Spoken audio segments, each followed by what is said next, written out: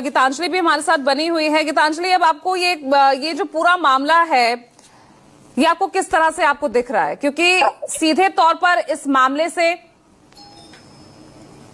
यहां पर किस तरह से इस मामले में भाई इंदौर की एक लड़की सिंपली ग्रेजुएट कंजर्वेटिव फैमिली से वो पूरी शिलोंग तक की पूरी साजिश रच लेती है।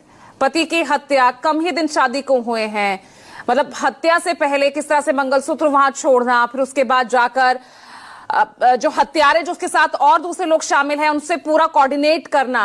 एक लड़की इस तरह से पूरी एक साजिश रच रही है। समाज के लिए ये कितना बड़ा लेसन है और आप क्या कहना चाहेंगे इसे देखकर? देखिए, इसमें मैं तीनों एंगल से बात करूंगी, as a marriage counsellor, as a psychologist and as a person who is there in the society as a socialist. तो इसमें यूजुअली जो मैं अगर इस समय की साइकी देखूं, हमारे पास पहले भी कई ऐसे केसेस आए जो बार बार जिनकी बात की जा रही है, ड्रम में डाल दिया। बहुत सारे ऐसे केसेस आए जिसमें लड़कियों ने अपने हस्बैंड को मारा, और मोस्टली सारे केसेस के अंदर जिनसे वो प्यार करती थी उनके साथ मिलकर ये साजिश की गई।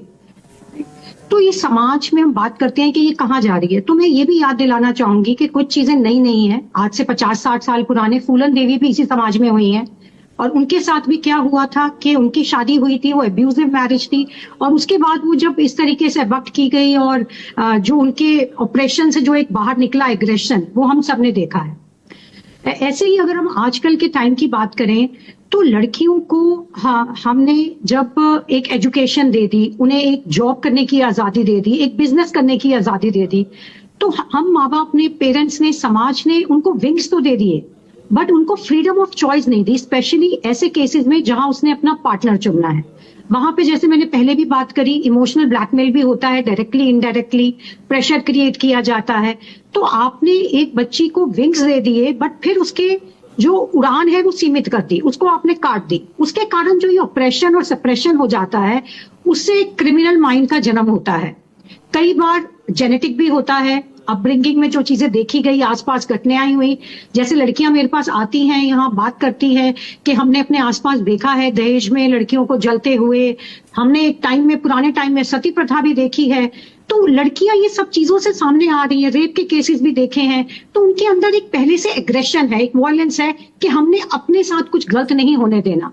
बट वहीं पे कहीं पे एक बिलीफ सिस्टम भी है कि हम पेरेंट्स के अगेंस्ट कैसे जाएं, समाज क्या कहेगा, एक समाज का डर भी है।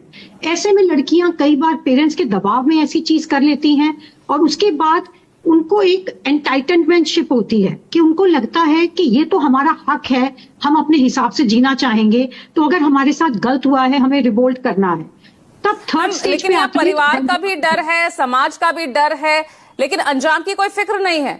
आप किसी की भी जान लेने को आप आमादा हो जाएंगे, सिर्फ अपने उन महत्वाकांक्षाओं को, अपने उन स्वार्थी लक्ष्य को पूरा करने के लिए।